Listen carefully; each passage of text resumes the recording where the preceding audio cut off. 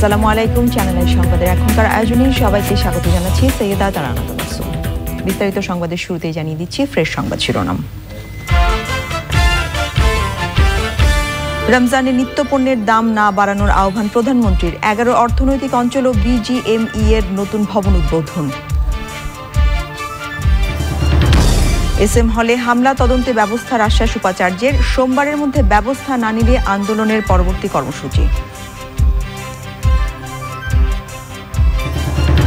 বনানীর বেশিরভাগ ভবন তৈরিতে অনিয়মের অভিযোগ। ঝুঁকিপূর্ণ ভবন শনাক্ত করতে রাজউকের তৃতীয় দিনের অভিযান। এবং প্রকৃতির ঝাড়ুদার শকুন সংরক্ষণে প্রতিবেশী দেশ নিয়ে পরিকল্পনা বাস্তবায়ন। বেসরকারি সংস্থাগুলোকে সহযোগিতার আশ্বাস।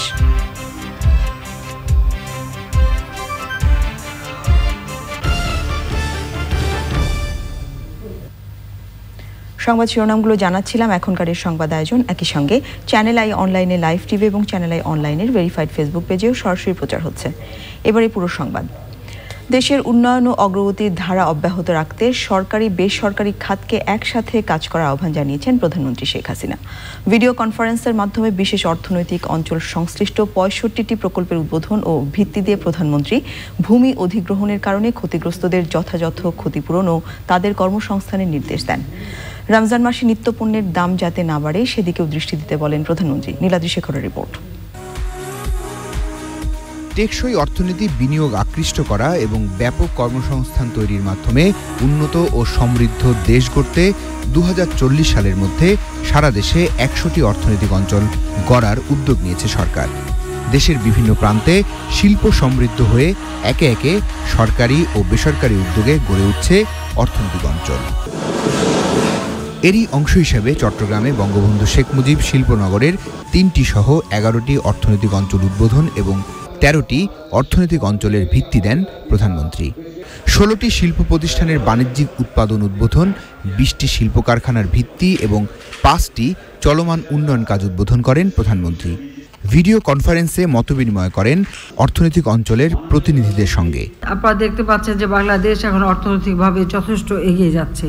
অর্থাৎ একটা সুষ্ঠু পরিকল্পনার মাধ্যমে যদি আমরা এগোতে থাকি তাহলে যে কোনো একটা দেশকে উন্নত করা সম্ভব। অন্তত আমি এটুকু দাবি করতে পারি যে গত 10 বছরে সেটা আমরা প্রমাণ করেছি। সমগ্র বাংলাদেশটাকে মিলিয়ে আমাদের অর্থনৈতিক উন্নয়নের লক্ষ্যটা আমরা স্থির করেছি। আমাদের এখন এগিয়ে যাওয়ার পালা। এই এগিয়ে যাওয়ার গতিশীলতা আমাদের ধরে রাখতে হবে, আর সেটা সম্ভব হবে সরকারি বেসরকারি খাত উভয়ের সম্মিলিত প্রচেষ্টায়। রমজানে চিনি, তেলসহ খাদ্যপণ্যের দাম যাতে না বাড়ে প্রধানমন্ত্রী সেদিকে নজর দিতে বলেন ব্যবসায়ীদের। সার্বিক উন্নয়ন নিশ্চিত করতে দারিদ্র্যের হার কমানোর পাশাপাশি বেকারত্ব দূর করার পরিকল্পনা তুলে ধরেন প্রধানমন্ত্রী। বলেন, জমি অধিগ্রহণে যথাযথ ক্ষতিপূরণ নিশ্চিত করতে হবে। যারা ওখানে জমি দিয়েছেন অন্তত তাদের পরিবারের সদস্যরা যেন একটু কাজ পায়, চাকরি পায়, সে ব্যবস্থাটাও করতে হবে। মানুষের জন্য কাজ করি, মানুষকে কষ্ট দেবার জন্য না, এটা সবার মনে রাখতে হবে। আর যারা ব্যর্থ হবে তাদের সব ইন্ডাস্ট্রি বন্ধ করে দেবো, যেটা আমরা করব। আর ওখানে যারা ক্ষতিগ্রস্ত তারা তো টাকা পাবেই, তাদের বিকল্প জায়গারও ব্যবস্থা করে দিতে হবে। আর সেই সাথে সাথে তাদের পরিবার যাতে কাজ পায় সেটাও করতে হবে। কারণ মানুষকে কষ্ট দিয়ে আর ওখানে কোনো ফসল জমি আর কোনো জমি নেওয়ার দরকার নেই, এখানে যা নেওয়া হচ্ছে যথেষ্ট। পরে ভিডিও কনফারেন্সের মাধ্যমে রাজধানীর উত্তরায় নবনির্মিত বিজিএমইএ ভবন উদ্বোধন করেন প্রধানমন্ত্রী। এ সময় প্রধানমন্ত্রী বিজিএমইএ নেতাদের সঙ্গে মতবিনিময় করেন। আদালতের দেয়া সময়সীমা অনুযায়ী 12 এপ্রিলের আগে হাতিরঝিলের ভবন ছেড়ে দেবে তৈরি পোশাক শিল্প মালিকদের সংগঠন BGMEA. Niladri Shekhar, channel I, Dhaka. Dhaka বিশ্ববিদ্যালয়ের উপাচার্যের আশ্বাসে অবস্থান এবং বিক্ষোভ কর্মসূচি স্থগিত করলেন উপাচার্যের ভবনের সামনে অবস্থান নেওয়া শিক্ষার্থীরা। তাদের নিয়ে বৈঠক করে উপাচার্য বলেন, এসএম হলে হেনস্থার ঘটনায় তদন্ত কমিটির প্রতিবেদন পেলে দোষীদের ব্যাপারে ব্যবস্থা নেওয়া হবে। সোমবারের মধ্যে সুষ্ঠু বিচার না পেলে নতুন কর্মসূচির ঘোষণা নিয়েছেন ডাকসু ভিপি নুরুল হক নূর। বিস্তারিত মিথিলা নাজনীনের রিপোর্টে।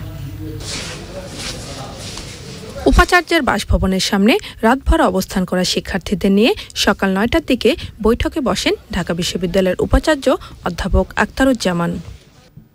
দোষীদের চিহ্নিত করে শাস্তির আওতায় আনার আশ্বাস দেন তিনি। একটি তদন্ত কমিটি গঠিত হয়েছে এবং যদি যারা দোষী তাদের বিরুদ্ধে আমরা বিশ্ববিদ্যালয়ের আইনানুগ যে ব্যবস্থা আছে সেগুলো ব্যবস্থা গৃহীত হবে। সোমবারের মধ্যে সঠিক বিচার না পেলে কঠোর ব্যবস্থা নেয়ার ঘোষণা ডাকসু ভিপির। ন্যায় বিচারের দাবিতে আমরা যে সোমবার পর্যন্ত সময়সীমা দিয়েছি তাতেও তারা বলেছেন যে তারা সেটা এনশিওর করবেন।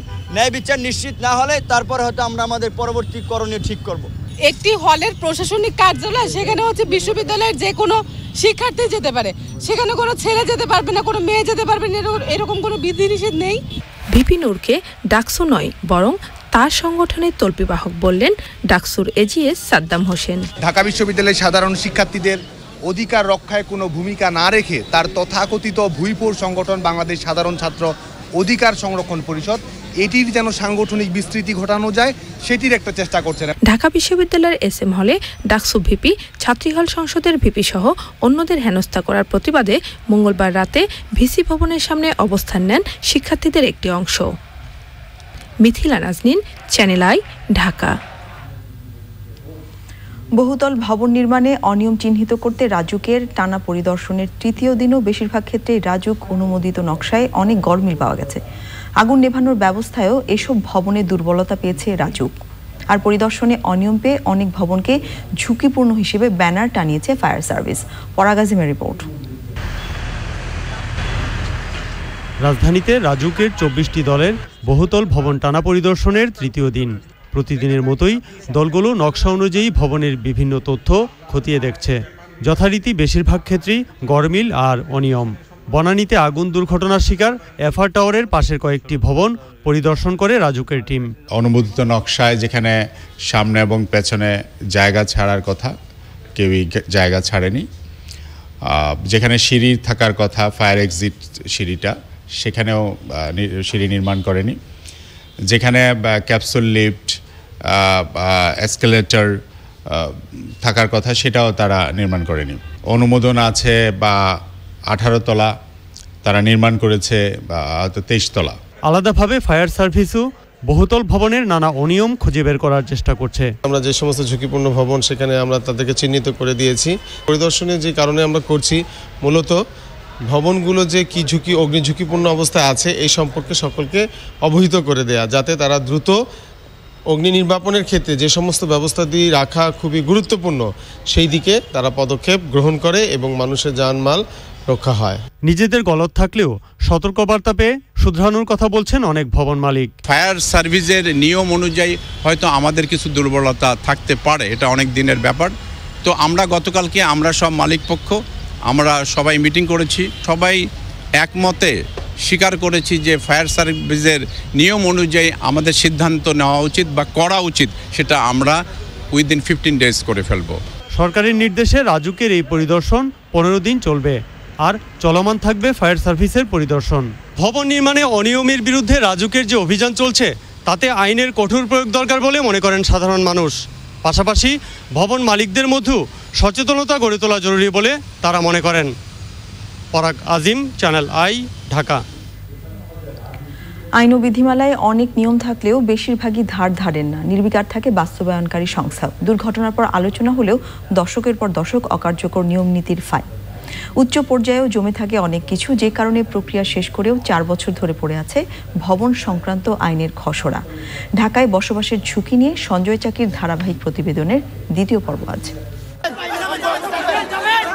অগ্নিকাণ্ডের সঙ্গে সঙ্গেই কি ফায়ার সার্ভিসের গাড়ি পৌঁছানো সম্ভব?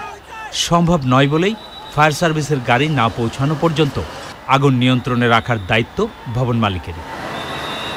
এজন্য উঁচু ভবনের নিচে শুধুমাত্র আগুনের ঝুঁকি মোকাবেলায় সবসময় নির্দিষ্ট পরিমাণ পানি মজুত রাখার নির্দেশনা আছে অগ্নি প্রতিরোধ আইনে। ফায়ার সার্ভিসের লোক আসার আগে প্রাথমিকভাবে ট্রিটমেন্ট নেওয়ার জন্য এই ফায়ার পাম্পটা চালাই কাজ করবে। যখন কোনো দুর্ঘটনা হবে তখন তো বিদ্যুৎ থাকবে না, জেনারেটর বন্ধ থাকবে, কিন্তু এটার জন্য ফায়ারের জন্য আলাদা একটা জেনারেটর আছে শুধু ফায়ার পাম্পের জন্য। ভবনের প্রতি তলায় আগুন নেভানোর প্রাথমিক সব ধরনের বিশেষ ব্যবস্থাও থাকতে হবে। ফায়ার অ্যালার্ম বাজলে নিরাপদে নেমে যেতে জরুরি নির্গমন ব্যবস্থা রাখা বাধ্যতামূলক। ঢাকার বেশিরভাগ ভবনেই যথাযথ এসব নেই। যাদের আছে সেখানেও নিয়ম না মানা বা নিয়ম না জানার সমস্যা আছে। প্রত্যেকটা ফ্লোরে ফায়ার এক্সটিংগুইশার থাকবে, মানে লোকালি ওইটাকে ম্যানেজ করার জন্য ফায়ার এক্সটিংগুইশার যখন আপনি চালু করবেন তখন ওটা আগুন নিভে যাওয়ার কথা। তো এই জিনিসগুলো রাজুকের আসলে আওতাভুক্ত না, এগুলো মালিক করবেন নিজ দায়িত্বে, সহায়তা নেবেন ফায়ার সার্ভিস এবং সিভিল ডিফেন্স অধিদপ্তরের। বিশেষজ্ঞদের সহায়তায় বিল্ডিং কোড করা হয়েছিল 1993 সালে, সরকারি অনুমোদন পায় 2006 সালে। এরপর আর হালনাগাদ হয়নি বিল্ডিং কোড। সবচেয়ে সাম্প্রতিক যে মাস্টার প্ল্যান, ওরা বলে স্ট্রাকচার প্ল্যান, 2016 থেকে 20 বছরের একটা প্ল্যান। এই প্ল্যানটা চূড়ান্ত করলো 2015 ডিসেম্বরে, এখন 2019 মার্চ শেষ, এখনও অনুমোদন দেয় নাই। তো পরিকল্পনা করা হলো কিন্তু অনুমোদন দেয় নাই সরকার মানে মন্ত্রণালয়। অতীতে অগ্নিকাণ্ড বা ভবন ধসের পর তদন্ত কমিটি হয়েছে, গ্রেপ্তারও হয়েছে, তবে দৃষ্টান্তমূলক শাস্তি দেখেনি ভুক্তভোগীরা। বিএনবিসিটা তার আধুনিকরণ করে সমস্ত টেবিল পার করে 2015 সাল এটা ফাইনাল করা হয়েছে, আজ পর্যন্ত সেটা আলোর মুখ দেখেনি। এখনই বিএনবিসিটা কেন পাস করা হয়নি সেটার ব্যাপারে তদন্ত হওয়া উচিত হয়েছে এবং তদন্ত হয়েছে, সেই তদন্তের উপরে একটা তদন্ত কমিটি করা দরকার হাই পাওয়ার, যে কেন সেই সুপারিশগুলো বাস্তবায়ন হয়নি, কার দুর্বলতার জন্য, কার স্বার্থ রক্ষা করার জন্য। বিশেষজ্ঞরা মনে করেন নকশার ঠিকঠাক বাস্তবায়ন এবং অকুপেন্সি সার্টিফিকেট নিতে বাধ্য করতে পারলে সমস্যা অনেকটাই কমে যাবে। সঞ্জয় চাকি, চ্যানেল আই, ঢাকা। পরিদর্শনে যাননি কিন্তু সরকারি বিল নিয়েছেন ঠিকই। আবার সকালে চট্টগ্রাম, খানিকক্ষণ পরে বরগুনার পাথরঘাটা পরিদর্শন করে বিল তুলেছেন প্রাথমিক শিক্ষা অধিদপ্তরের কিছু কর্মকর্তা। দীর্ঘদিন চাপা থাকা তদন্ত প্রতিবেদনে টিএডিএ এবং সম্মানী গ্রহণে কর্মকর্তাদের মিথ্যাচারের চিত্র উঠে এসেছে। মোস্তফা মল্লিকের রিপোর্ট। 2015 সালের 15ই অক্টোবর প্রাথমিক শিক্ষা অধিদপ্তরের উপপরিচালক হুমায়ুন কবির দীর্ঘ তদন্ত শেষে এ প্রতিবেদন জমা দেন। প্রতিবেদন অনুযায়ী 13 জন কর্মকর্তা সম্মানী টিএডিএ যেমন অতিরিক্ত উত্তোলন করেছেন, তেমনি একই ব্যক্তি একাধিক স্থান থেকে একই তারিখে সম্মানী নিয়েছেন, একই কাজের জন্য নিয়েছেন একাধিক সম্মানী।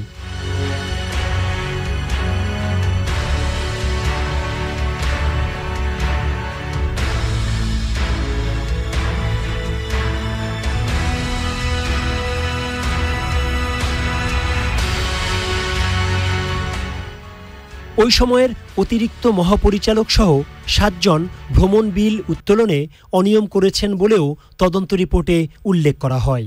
অতিরিক্ত মহাপরিচালক পরে মহাপরিচালক হলে তদন্ত রিপোর্ট আর আলোর মুখ দেখেনি। প্রাথমিক ও গণশিক্ষা প্রতিমন্ত্রী ঘটনাটি জানতে পেরে 5 বছর পর তদন্ত রিপোর্ট বের করে অভিযুক্তদের বিরুদ্ধে ব্যবস্থা নেয়ার নির্দেশ দেন। এই ধরনের যারা দুর্নীতির সাথে সংশ্লিষ্ট ছিলেন তাদের বিরুদ্ধে কঠোর ব্যবস্থা গ্রহণ করা হবে। আমরা কোনোভাবেই আপোষ করব না দুর্নীতির ব্যাপারে। সচিব বলছেন, দুর্নীতিকে প্রশ্রয় দেয়া হবে না। দুর্নীতি যেই করুক না কেন তার বিরুদ্ধে আমরা ইতিমধ্যে কঠোর ব্যবস্থা গ্রহণ করেছি এবং আমরা আমাদের মাঠ পর্যায় পর্যন্ত এই মেসেজটি অন্তত পৌঁছানোর চেষ্টা করেছি এবং করছি যে দুর্নীতির সাথে যারা সংশ্লিষ্ট থাকবে তাদের কোনোভাবেই কোনো ধরনের ক্ষমা করা হবে না। তদন্ত রিপোর্টে অতিরিক্ত অর্থ ফেরত নিয়ে সরকারি কোষাগারে জমা দেওয়ার সুপারিশ করা হয়েছে। ইতোমধ্যে মোস্তফা মল্লিক, চ্যানেল আই, ঢাকা। স্বাধীন গণমাধ্যম ছাড়া কোনো দেশের উন্নয়ন সম্ভব নয় বলে মন্তব্য করেছেন বাংলাদেশ লোক প্রশাসন প্রশিক্ষণ কেন্দ্রের প্রশিক্ষণার্থীরা। চ্যানেল আই পরিদর্শনে এসে সরকারের উপসচিব পদের এ কর্মকর্তারা বলেছেন, নানা সমস্যা থাকার পরও দেশের গণমাধ্যম সমাজ উন্নয়নে ভূমিকা রাখছে। মোস্তফা মল্লিকের আরেকটি রিপোর্ট।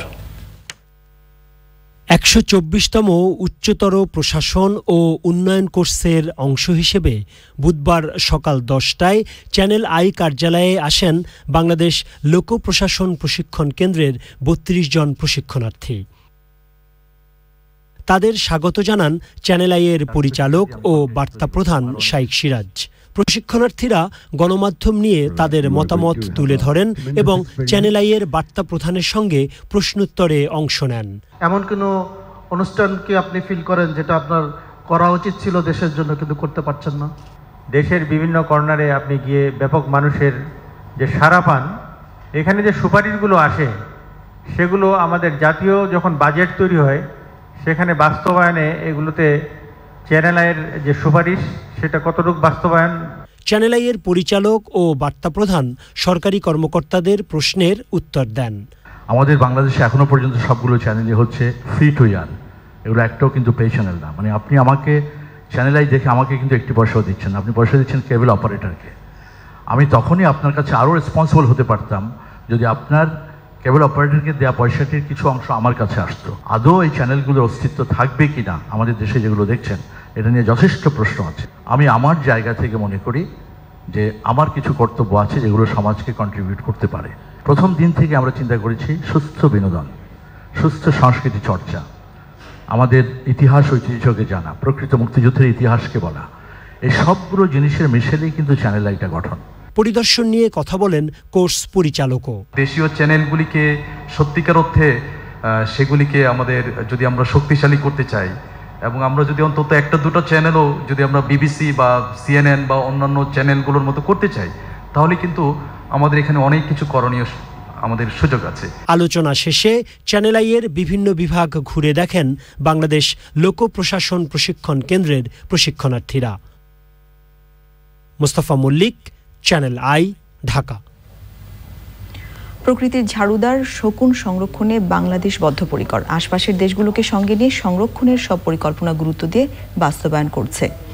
দক্ষিণ এশিয়া আঞ্চলিক শকুন রক্ষা কমিটির সভায় পরিবেশ, বন ও জলবায়ু পরিবর্তন মন্ত্রী বলেন, সংরক্ষণে যেসব বেসরকারি সংস্থা কাজ করছে সরকার তাদেরও নানাভাবে সহযোগিতা করছে।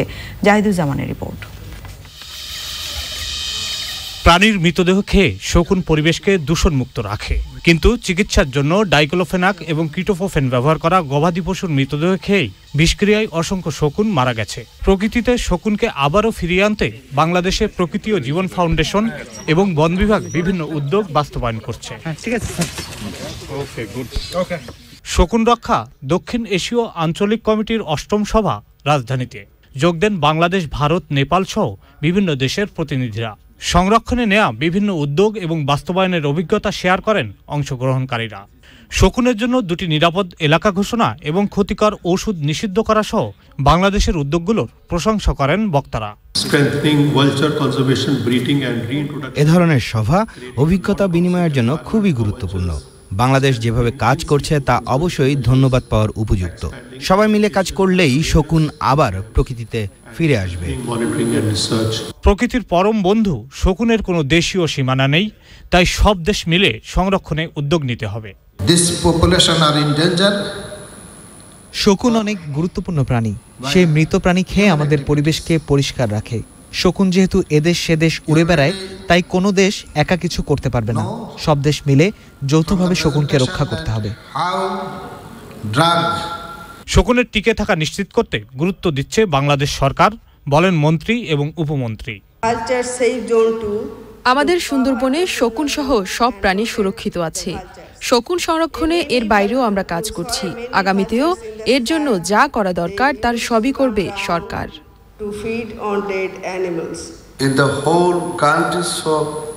শকুন সংরক্ষণের অ্যাকশন প্ল্যান বাস্তবায়নে অগ্রাধিকার দিয়ে কাজ করছে বাংলাদেশ সরকার। অন্য দেশগুলোর সঙ্গে আমরাও শকুন সংরক্ষণে বদ্ধপরিকর। এ বিষয়ে যেসব বেসরকারি সংস্থা সাধারণ মানুষ কাজ করছে তাদেরকে কিভাবে সরকারি সহায়তা দেয়া যায় তা নিয়েও ভাবছে সরকার। দেশগুলোর যৌথ উদ্যোগে শকুনের মৃত্যু হার কমছে, যা এই প্রাণীকে বিলুপ্তির হাত থেকে রক্ষা করবে বলে সবাই আশা প্রকাশ করা হয়। Zahiduzzaman, channel I, Dhaka. আজ পবিত্র শবে মেরাজ। আজকের দিবাগত রাতে মহানবী হযরত মুহাম্মদ সাল্লাল্লাহু আলাইহি ওয়াসাল্লাম আল্লাহ তাআলার সান্নিধ্য লাভ করেন। নবুওয়াতের 11তম বছরে হিজরি 620 সালে রজব মাসের 26 তারিখ রাতে পবিত্র কাবা শরীফ হয়ে বায়তুল মুকাদ্দাসে যান মহানবী সাল্লাল্লাহু আলাইহি ওয়াসাল্লাম। সেখানে জামাতে ইমামতি করেন তিনি। পরে তিনি বায়তুল মুকাদ্দাস থেকে ঊর্ধ্বাকাশে যান। সেখানে আল্লাহ তাআলার সাক্ষাৎ লাভ করেন তিনি। পবিত্র মেরাজে জান্নাত ও জাহান্নাম ঘুরে দেখেন মহানবী সাল্লাল্লাহু আলাইহি ওয়াসাল্লাম। এ রাতেই আল্লাহর পক্ষ থেকে মুসলিমদের জন্য প্রতিদিন 5 ওয়াক্ত নামাজের বিধান নিয়ে পৃথিবীতে ফিরে আসেন তিনি। এজন্য মুসলিম উম্মার কাছে পবিত্র মেরাজের রাত মহিমান্বিত ও তাৎপর্যপূর্ণ। সারা বিশ্বের অন্যান্য মুসলিম দেশের মতো বাংলাদেশের মুসলিমরাও পবিত্র এ রাতে ইবাদতে মশগুল থাকবেন। এবারে নিটোল টাটা বিশেষ সংবাদ।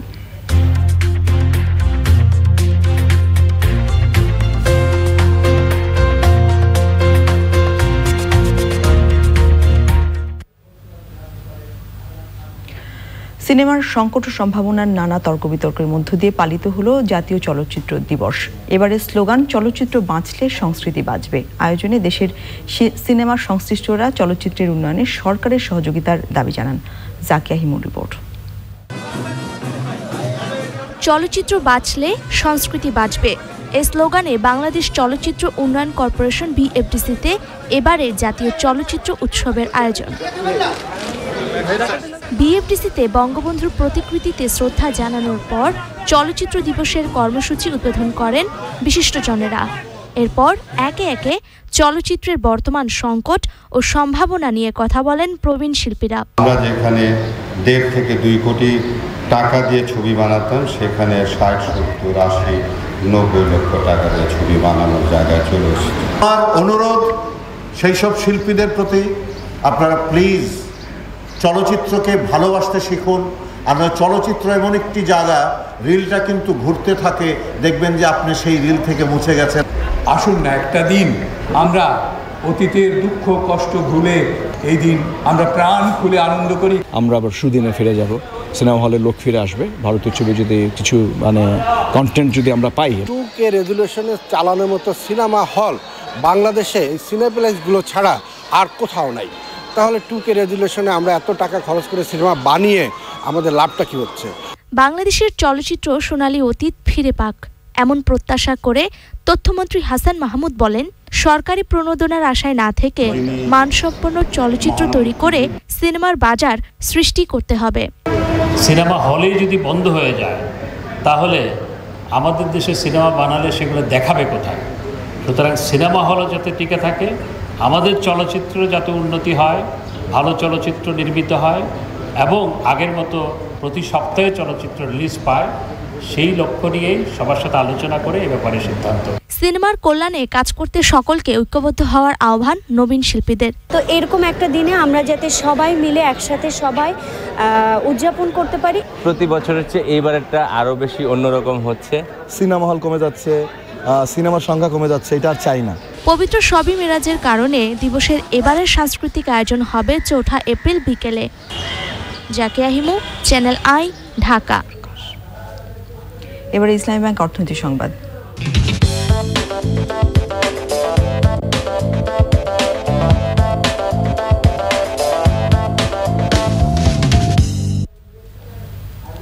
এই প্রথম জিডিপি প্রবৃদ্ধির পূর্বাভাস নিয়ে সরকারের সঙ্গে দ্বিমত করেনি এশীয় উন্নয়ন ব্যাংক এডিবি। সংস্থাটি বলেছে, চলতি অর্থবছরে জিডিপি প্রবৃদ্ধির হার কমপক্ষে 8 কিংবা খানিকটা বেশি হতে পারে।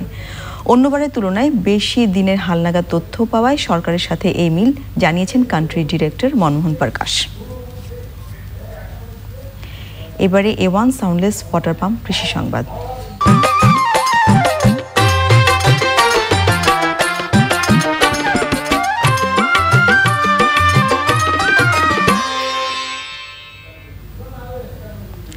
গাইবান্ধার সুন্দরগঞ্জ উপজেলা কৃষি কর্মকর্তার প্রচেষ্টায় উপজেলা পরিষদ ভবনের ছাদটি এখন দেশি বিদেশি ফলের দৃষ্টিনন্দন ছাদ কৃষিতে পরিণত হয়েছে। ওই কর্মকর্তা তার কার্যালয়কে আরও জনবান্ধব করে গড়ে তুলতে ব্যতিক্রমী নানা উদ্যোগ নিয়েছেন।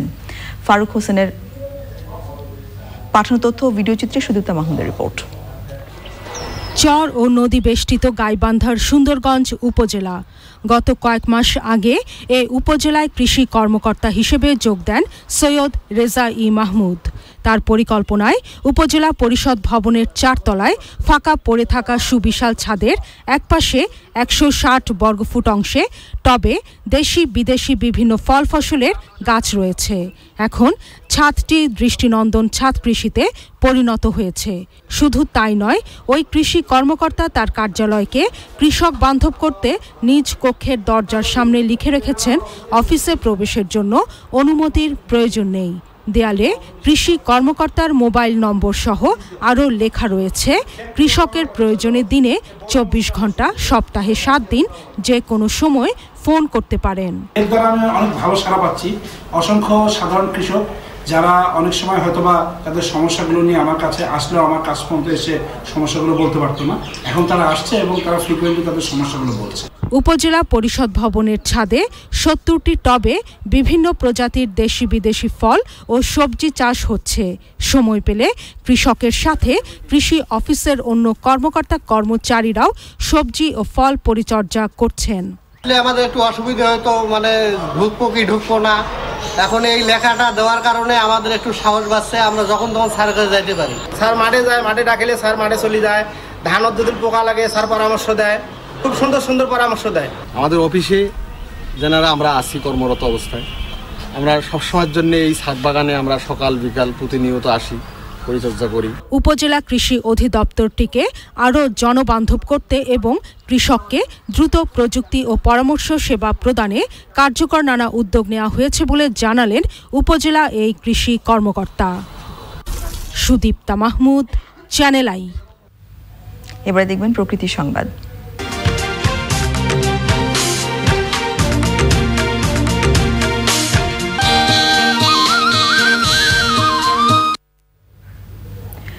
সচেতনতার অভাবে নেত্রকোনায় তামাক চাষ বেড়েছে। অল্প খরচে বেশি লাভবান হওয়ায় চাষিরা তামাকের দিকে ঝুঁকছেন। তামাকের বিষক্রিয়ায় পরিবেশ বিপর্যয় নেমে আসছে, কমে যাচ্ছে জমির উর্বরতা শক্তি। এবারে পপুলার লাইফ ইন্স্যুরেন্স বাণিজ্য সংবাদ।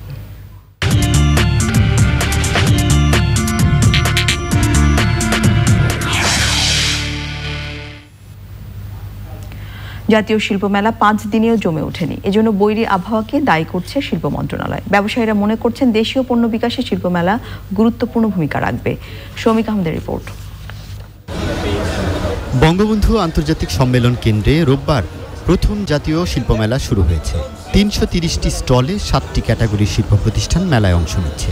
হাইটেক, বুটিক, কুটির, হস্ত ও কারুশিল্পের বৈচিত্র্যময় প্রদর্শনী করছে প্রতিষ্ঠানগুলো। গ্রহীতা আছে তাদেরকে আমরা সার্ভিস দিচ্ছি, সার্ভিসটা এখানে আমরা ডিসকাউন্ট দিচ্ছি, তাদের বাসায় আমরা প্রোডাক্ট পৌঁছে দিব, ইভেন পেইন্টারের মাধ্যমে আমরা তাদেরকে পেইন্টও করে দিব। এই প্ল্যাটফর্মে এসে আমি তাদের কাজগুলোকে দেশের বাইরেও প্রচার করতে পারছি। জামদানি বানাই আমি, কটনের উপরে আমার নিজস্ব চুজিং। পরীক্ষা, তারপরে এখন ঝড় বাদল বৃষ্টি হচ্ছে, এর জন্য হয়তো কাস্টমার কম আসতেছে। শুরু থেকেই মেলায় দর্শনার্থী খুব কম, তবে যারা এসেছেন মেলার ব্যবস্থাপনা নিয়ে সন্তুষ্ট তারা। বিভিন্ন জিনিসের কিনছি, দামগুলোও বেশ আমাদের রেঞ্জের মধ্যেই আছে সবকিছু, এবং তাদের কাজগুলো অনেক সুন্দর। তো শিল্প পণ্যের সাথে ক্রেতাদের একটা সরাসরি যোগসূত্রের সুযোগ থেকে যায়, আর পাশাপাশি আমরা দেশীয় পণ্য ব্যবহারে নিজেরা অভ্যস্ত হতে থাকি। নতুনভাবে ওনারা উপস্থাপন করছেন প্রোডাক্টগুলো, ভালো লাগছে, অনেক ভালো। দেখে মনে হচ্ছে বেশ কোয়ালিটি সম্পন্ন এবং দামের দিক থেকে বেশ স্যাটিসফাইড। শিল্প বিকাশে দেশীয় প্রতিষ্ঠানগুলোকে সহায়তা দিতেই মেলার আয়োজন। ভবিষ্যতে আরও বড় পরিসরে শিল্প মেলার আয়োজনের কথা জানিয়েছে মন্ত্রণালয়। ঝড়ের কারণে আমাদের কিছুটা ক্ষতিগ্রস্ত হয়েছে, তারপরেও আমার মনে হয় আজকে থেকে মেলাটা ঘুরে দাঁড়িয়েছে। এই শিল্পকে এগিয়ে নিয়ে যেতে হবে, এগিয়ে নিয়ে যাওয়ার জন্য মূলত আমরা এই মেলার আয়োজন করেছি। মেলার সময় 8 এপ্রিল পর্যন্ত বাড়িয়েছে শিল্প মন্ত্রণালয়। প্রতিদিন সকাল 10টা থেকে রাত 8টা পর্যন্ত মেলা চলবে। মেলায় কোনো প্রবেশ মূল্য নেই। Shoumik Ahmed, Channel I, Dhaka. এশো রোবট বানাই প্রতিযোগিতায় গাজীপুরের আইইউটির শিক্ষার্থীরা তাদের উদ্ভাবন করা রোবটের প্রদর্শনী করেছে। প্রতিযোগীরা বলেছেন বিশ্বের দরবারে দেশকে গৌরবের পথে নিয়ে যাওয়া তাদের লক্ষ্য। ফজলুল হক মোড়লের পাঠানো তথ্য ও ভিডিও চিত্রে মুশাহিদ রনির রিপোর্ট। তথ্য প্রযুক্তির উৎকর্ষতার এই যুগে বিশ্বের সাথে তাল মিলিয়ে এগিয়ে যেতে প্রযুক্তি খাতে উদ্ভাবন ও উন্নয়নের বিকল্প নেই। এরই ধারাবাহিকতায় রোবট বানানো নিয়ে দেশের প্রথম রিয়েলিটি শো জিপিএইচ ইস্পাত এশো রোবট বানাইয়ের প্রদর্শনী হচ্ছে গাজীপুরের আইইউটিতে। শিক্ষার্থীরা তাদের উদ্ভাবিত রোবট নানা সংকট ও প্রয়োজনে কিভাবে কাজ করবে তা প্রদর্শনীতে তুলে ধরেন। যেসব জিনিসগুলো আমাদেরকে খুব দ্রুত জানা উচিত বা যেসব ইনফরমেশন আমাদের খুব দ্রুত জানা উচিত সেগুলো জানতে আমাদের দেরি হয়ে যায়। 4 to 5 আওয়ার্স এটা আপলোড করা হয়। উদ্যোক্তারা জানান রোবট তৈরিকারী শিক্ষার্থীদের একটি প্ল্যাটফর্ম তৈরি করে দেয় তাদের মূল উদ্দেশ্য। স্টুডেন্টরা যে সমস্ত রোবটের আইডিয়া এবং যে রোবটগুলো তারা তৈরি করেছেন এর মধ্যে যথেষ্ট অটোনোমাস এবং সার্ভিস রোবট রয়েছে। তো এগুলো যদি ঠিকভাবে আমরা পরবর্তী পদক্ষেপগুলো নিতে পারি তাহলে আমরা আশা করি আমাদের দেশের চাহিদা মেটাতে গুরুত্বপূর্ণ ভূমিকা রাখবে, সেই সাথে আন্তর্জাতিকভাবেও এই রোবটগুলো প্রতিযোগিতায় টিকে থাকবে। প্রদর্শনীতে অংশ নেওয়া শিক্ষার্থীদের নাট্য অনুষ্ঠানের মাধ্যমে আয়োজন শেষ হয়। Mushahid Roni, Channel i. Channel i সর্বশেষ সংবাদ জানতে যে কোনো মোবাইল অপারেটর থেকে ডায়াল করুন 22626 নাম্বার। এছাড়া যে কোনো সময় সর্বশেষ সংবাদ জানতে চ্যানেলাইঅনলাইন.com লগ ইন করুন। ধন্যবাদ সবাইকে এতক্ষণ সঙ্গে থাকবার জন্য।